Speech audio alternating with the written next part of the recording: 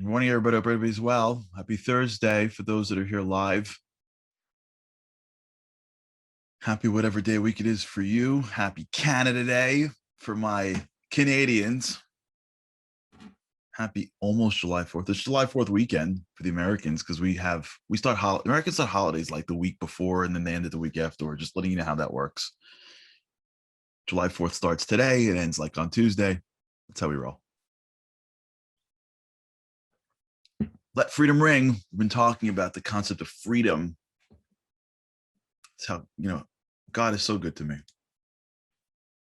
I was watching this video yesterday, popped up on my feed about a man named Steve Schwartzman. I like business guys. I like reading about their lives. I like business. What can I tell you? And Steve Schwartzman is the founder and CEO of maybe the largest private equity firm in the world. It's called Blackstone. If you've never heard of Blackstone, Google them. They're like the biggest dudes in the world. I think they've managed something like $585 billion. And I don't know how this popped up, but his bio popped up. There was a guy named Steve Schwartzman. And he's given this lecture about how he started. Come on, it's not fair. I can't turn away from that. Like some story about a startup. And as soon as I found out that like he built it, it wasn't given to him, I'm like, all right, I'm hooked. How did Steve Schwartzman build Blackstone? Like, come on. It's a long story, but the short version of it is that he worked at a company called Lehman Brothers. It wasn't as easy as it appeared. He ended up either leaving or getting fired. And he teamed up with another guy named, I think, Pete Peterson. And they went out and raised an enormous amount of money to start this fund to go out and buy businesses. Now, he never really bought businesses before, but that's what his dream was. So he buys his first business and he does great. And he buys his second company, whatever, and he does great. Then he buys his third company and it fails miserably. Now, when you have a new fund and you go out and raise money, people give you money, they don't really know you, they're betting on you. When you fail at that level, that early on, it's really bad. And he goes off in this thing that I saw for 15 minutes about what that felt like, the embarrassment, how many people were waiting for him to fail, how he would have to go back to the investors that believed in him and share the mistake of buying into a large company that ultimately went bankrupt. And he went back into his office and he said, it's never going to happen again. Until then, he sort of relied on his gut. Right afterwards, he said, we're going to start building a procedure to make sure that we never make the same mistakes again. And he went back into that failure.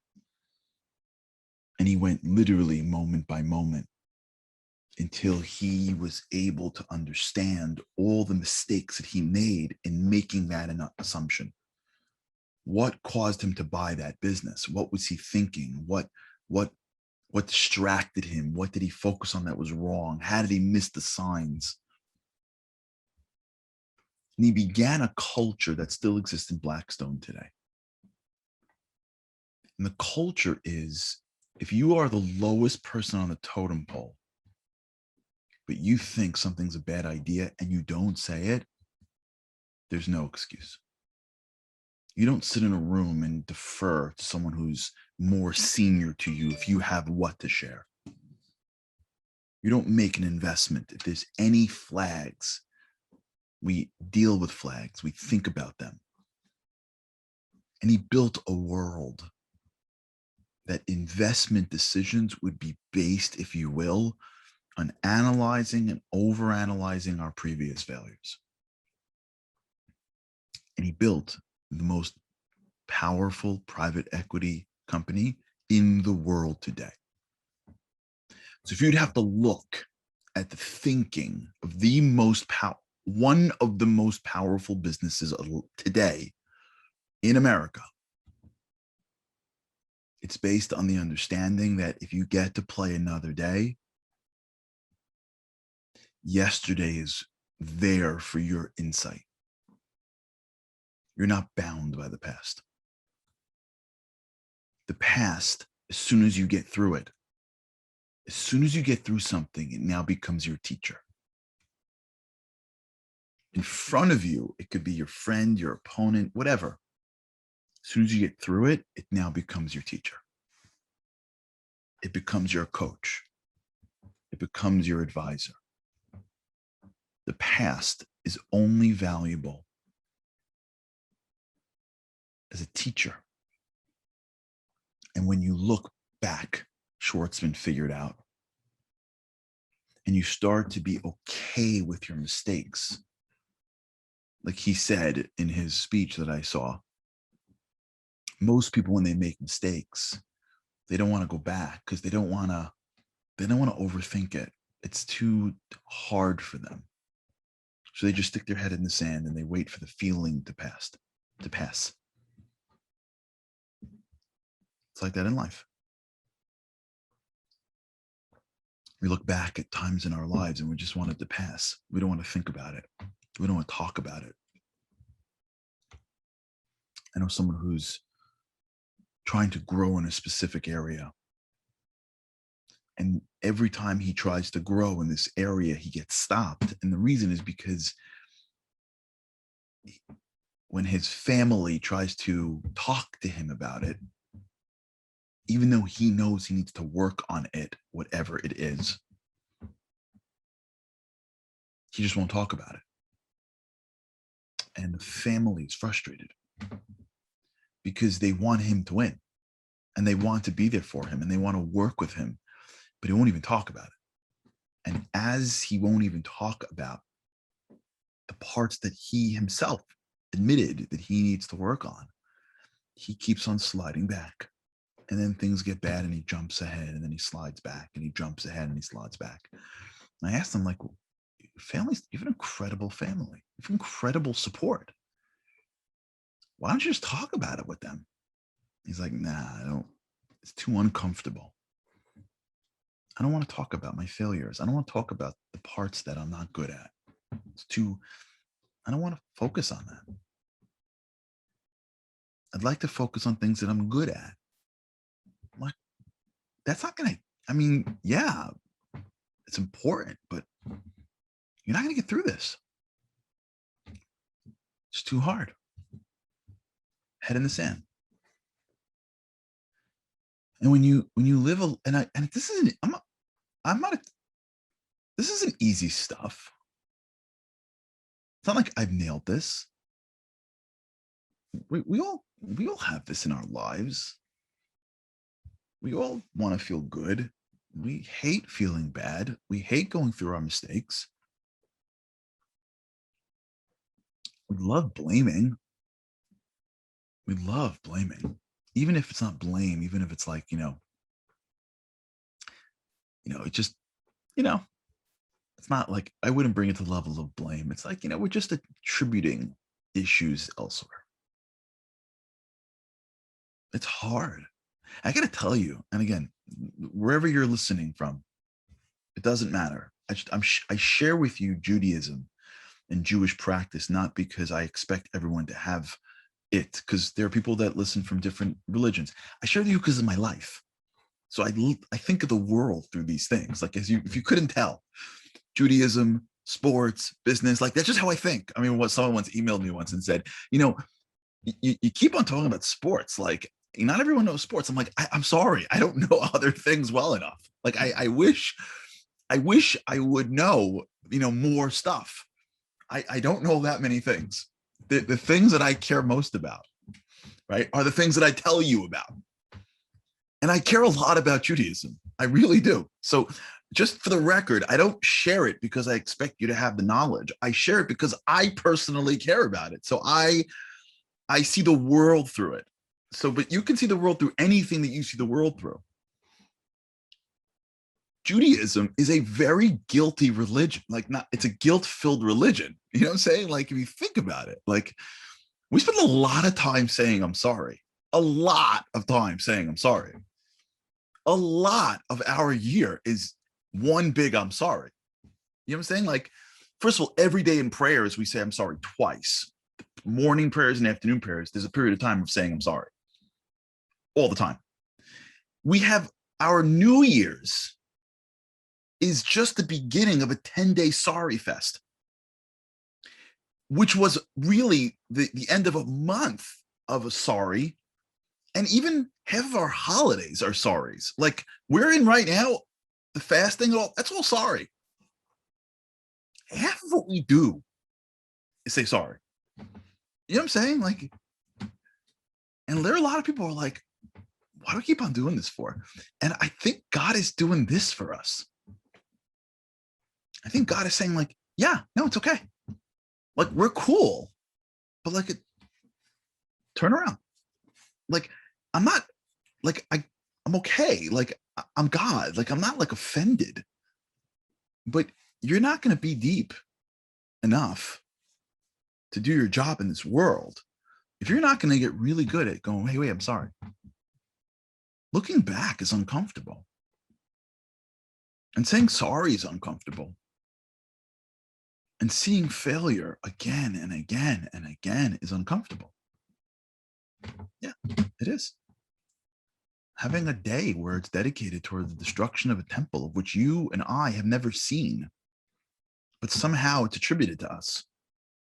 Because the Talmud says every generation that doesn't bring the temple is as if they destroy the temple. So like we have some hand in this destruction in our generation. That's uncomfortable. Most people would rather just be at the beach. And if you're practicing, you're like, why is no one else doing this? It's because God is saying, no, it's okay. Let freedom ring. Look back. Be this person. Steve Schwartzman built a business on this.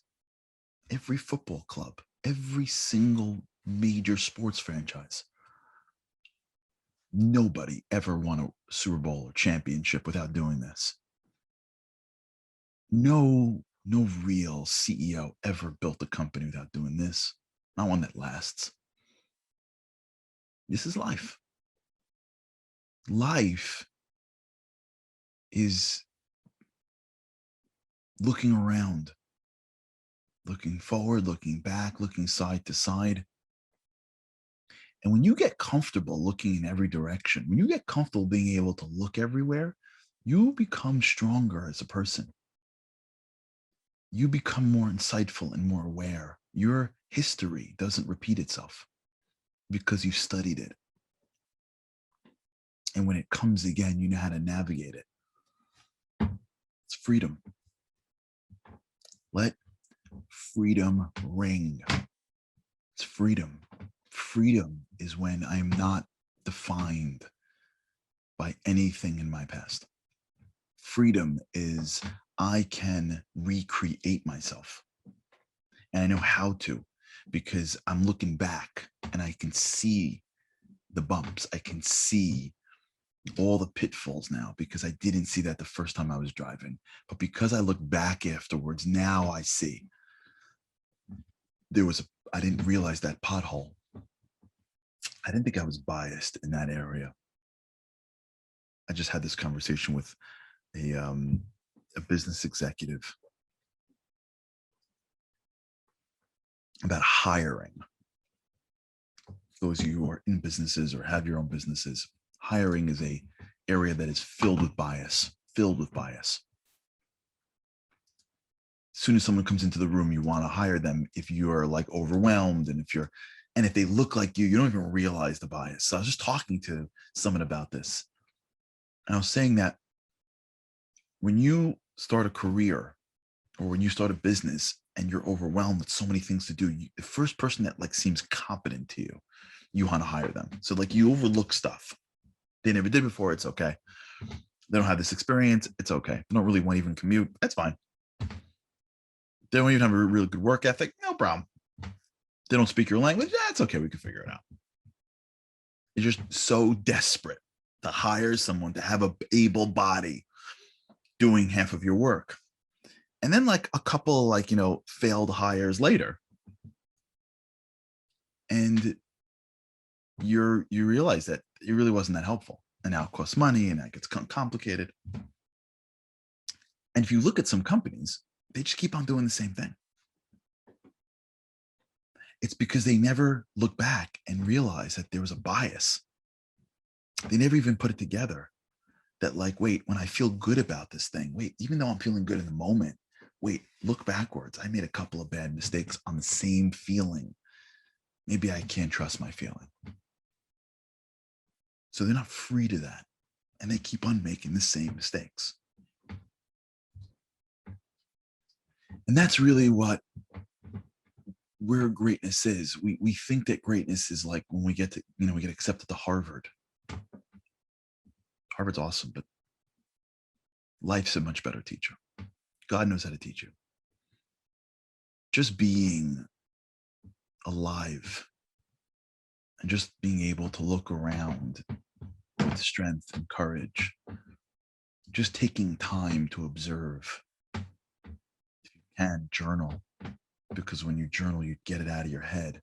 Just having set time to look around you could be the best, especially if someone else to talk to about it. Holy cow. Could be the best teacher in the world. Teach you more about life than anything you're going to know. Being able to look backwards and ask questions. Why did I do that for? Why do I keep on saying it like that? How come I'm driving people away? How come I always feel bad about myself on Tuesday nights? How come I have so much, and yet I feel like I have so little? How come I don't appreciate the people around me until there's a crisis? Why don't I really feel connected to the divine? Tough questions. Some real time looking backwards and asking them. Who has time for this? Do you have time for this? Do you have time for this? I don't know. When I feel like I got a couple of seconds, there's always somebody. I'm looking at something. Who has time to be introspective like this? People that are free. That's who has time for this. The rest of us running to get through our lives and then in between stimulating ourselves so that we stay distracted. Who has time? There's so many things to listen to and to watch and to read and to go and to talk. There's so much happening in this world at every free second. Every inch of every day is being populated by something. Who has the time to stop, look back, ask a tough question, and spend a few minutes like thinking about it until we get an insight saying, oh,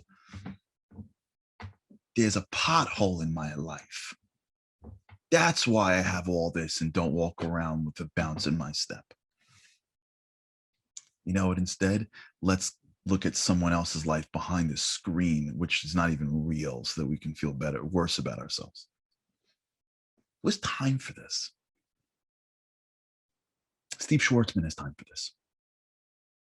That's how he builds a $500 billion business. That's who has time for this. That person in your life that you looked up to, that like older person that you looked up to, they had time for this. That wise person that when you're in their presence, you just can't believe how wise they are. They have time for this. They're not smarter than you. People that want to be great, they have time for this. They see the greatest challenge as time. They'll spend money to get time. But we all can do this. And this is the season to do it. on the Jewish calendar. By the way, even in the secular calendar, summer doesn't have to be a time that I can shut my brain down. As much as I love doing that, we don't have to waste that much time in the summer. Everyone else is wasting time. Why do we have to waste time?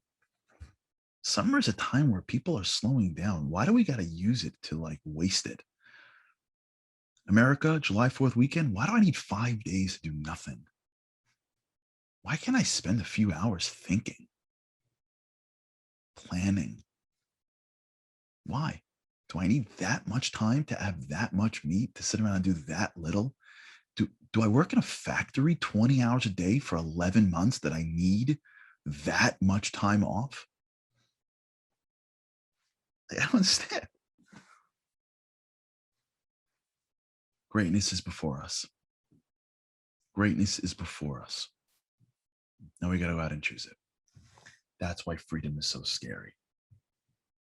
That's why freedom is so scary, because it's a responsibility. It's a choice. Let freedom ring. All right, we're on tomorrow, as far as I know. I'm going to turn around to my Momentum production team for a second. Are we on tomorrow, team? They'll let me know right now. Okay. Judy gave me the heads up. By the way, I just want to give a heads up to Judy. Judy is with us now. We have a team around Judy, of course. Feeling the loss of Andy is beyond. But Judy is a phenomenal, incredible addition to this team that has been quietly behind the scenes, been our fan, proponent, producer, evangelist, and she has stepped up huge. And I want to just thank you, Judy, for what you're doing and keeping us going. And just everybody give a shout out to Judy for who she is and for keeping the show rolling. So thank you, Judy. And Andy, if you're watching, we still miss you. Okay, so we'll be on tomorrow, and then I'll wish everybody a happy July 4th. Happy Canada Day, everybody. Have a great day.